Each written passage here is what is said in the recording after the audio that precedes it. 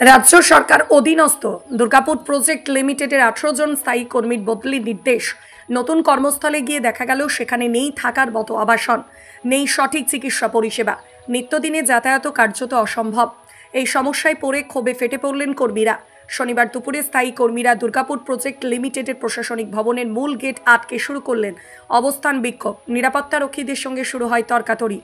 বিক্ষোভকারীদের অভিযোগ স্পষ্ট বদলির বিরোধিতা নয়, আপত্তিমূলক সেই সব জায়গায় যেখানে তাদের পাঠানো হয়েছে সেখানকার ন্যূনতম সুযোগ সুবিধার অভাব।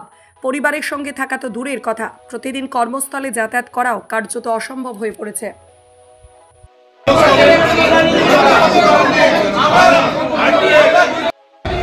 হ্যাঁ, এরকম একটা অসন্তোষ চলছে। ওনাদের বাইরে ট্রান্সফার করা হয়েছে, এরকম একটা ঘটনা ঘটেছে। তো ওনারা এখনো অফিসিয়ালি অভিযোগপত্র দেননি। আমরা ব্যাপারগুলো খুঁটিয়ে দেখছি, আলাপ আলোচনা চলছে। গেটও আটকে দিয়েছে তো, মেন গেটটা। হ্যাঁ, আপাতত তো ওনারা ঠিক আসলে ওনাদের দাবিগুলো জানাচ্ছেন। গেট আটকেছেন কিনা আমি এখনো সেই ব্যাপারটা ঠিক জানি না, কিন্তু ওনাদের অভিযোগগুলো ওনারা জানাচ্ছেন। আমরাও আমাদের সঙ্গে আলাপ আলোচনা করবো, দেখা যাক কী হয়। খুবই বসেছি কারণ আমরা ডিপেলে স্থায়ী কর্মী, ঠিক আছে। আমরা দীর্ঘদিন ডিপেলে স্থায়ী, বহুদিন ধরে চাকরি করছি, কিন্তু এখন বর্তমানে ডিপিএল আমাদেরকে ফুডে ট্রান্সফার করেছে।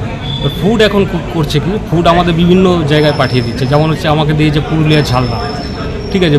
কোনো ইয়ে নেই, কোনো কারণ নেই, কোনো ইয়েতে নেই, হঠাৎ করে একটা অর্ডার বের করে দিচ্ছে। সেই অর্ডারে বলছে কি আপনাদেরকে যেতে হবে, ইমিডিয়েট ইফেক্ট করে দিয়েছে। আচ্ছা, তা আমি বর্তমানে দুদিন ছুটিতে ছিলাম।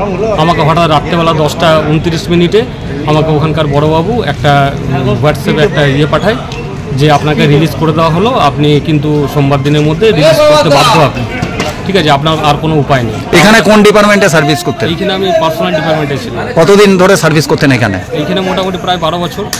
তারপরেই বদলি করে দিল? তারপরে বদলি করে দিল। কি অসুবিধা হচ্ছে ওখানে গিয়ে? অসুবিধা বলতে বিভিন্ন ধরনের অসুবিধা। প্রথম কথা হচ্ছে যাতায়াতের অসুবিধা।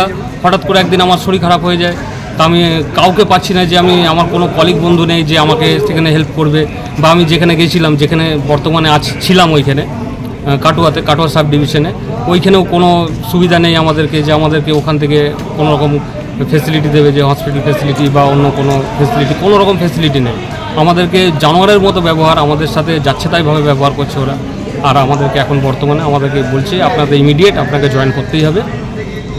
কি করবেন এখন? কি করব বলতে, এখন তো আমরা ডিপিএলে এসেছি সবাই মিলে। আমরা 18 জন আছি, 18 জনের মধ্যে আর আমাদের কলিগ বন্ধুরাও সবাই এসছে, যে আমরা এখানে এসেছি। এখন দেখা যাক কী করা যায়।